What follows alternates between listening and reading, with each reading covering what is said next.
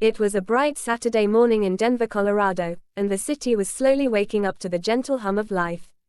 The coffee shops were opening, the air smelled faintly of rain, and the sun poured through the tall glass windows of Ethan's art studio. Ethan was a quiet man in his early 30s, an artist who had spent most of his life chasing beauty in silence. His studio was filled with paintings of cities, faces, and emotions, each one telling a story.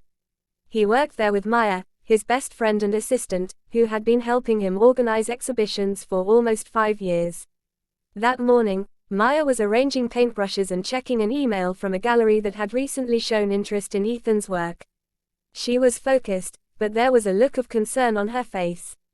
"Ethan," she said softly, "I've been thinking. Maybe we should ask Rachel to help us with the community art project. She's been running workshops for years, and she knows how to reach people." Ethan looked up from his canvas. "Rachel Bennett, the counselor from the youth center." "Yes," Maya replied. "She's amazing with people, especially with the kids who've lost confidence. If we want this project to make a difference, she's the right person." Ethan hesitated. He had met Rachel once before, at a charity event. She was intelligent, warm, and carried an aura of calm strength. But she had turned down several public collaborations, preferring to work quietly at the community level. Still, Ethan respected Maya's instincts. "All right," he said with a smile. "Let's convince her."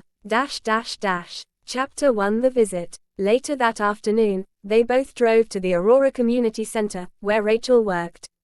The building was small but lively, filled with children painting, playing instruments, and laughing. Rachel was in the middle of a group, helping a boy who was trying to sketch his dog. Her hands moved gently as she guided the pencil. "See, art isn't about being perfect. It's about expressing what you feel." When she noticed Ethan and Maya standing at the door, she smiled warmly. "What a surprise. What brings you two here?" Maya stepped forward. "We need your help, Rachel. We're starting a project called The Color Within, an art exhibition that connects professional artists with kids from the community. We want it to be more than an event. We want it to inspire change." Rachel listened carefully, her eyes softening. Ethan added, "You have a gift for bringing people together. With your guidance, we can reach so many more." Rachel chuckled lightly. "You two make quite a persuasive team. But I don't know if I can commit. My schedule here is already full." Maya replied gently, "Even a few hours a week would mean the world to us." Rachel looked at the kids in the room, then back at them. Something about the sincerity in their eyes made her pause. "All right," she said finally. "Let's give it a try." Chapter 2: The Beginning. The next few weeks were busy. Rachel joined him every Friday afternoon at the studio, and the three of them quickly formed a strong bond.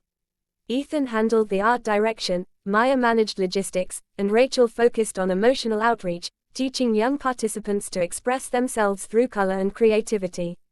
At first, the children were shy. But Rachel had a natural way of making them feel safe. One little girl named Leela, who rarely spoke, painted a sunset one day that left everyone speechless. Rachel encouraged her softly, "See what happens when you believe in your heart."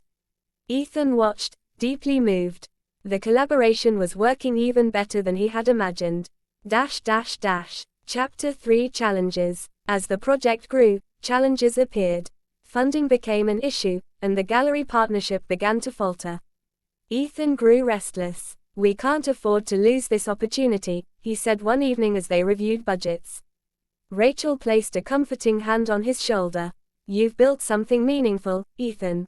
People will see that. Sometimes the hardest part isn't creating, it's trusting." Her calm presence steadied him. A few days later, they held a public art drive. Maya organized the volunteers, while Rachel engaged with parents and children. Ethan painted live, creating a piece called Hope in Motion. The event was a success. Donations poured in, and more people signed up to support the cause. Chapter 4: Connection and Change. One night, after everyone had left, the three of them sat in the quiet studio surrounded by drying canvases. Maya looked around, smiling. "It's strange, isn't it? A few weeks ago, this was just an idea. Now it's become something real." Rachel nodded. That's what happens when people work together for something that matters. Ethan leaned back in his chair. You both convinced me of something important, that art isn't just about beauty. It's about connection. Rachel's eyes softened. And connection, she said, is what heals the world. They all sat in silence for a moment, the sound of rain tapping softly against the windows. There was no grand moment, no dramatic ending, just three people realizing they had built something that would outlast them.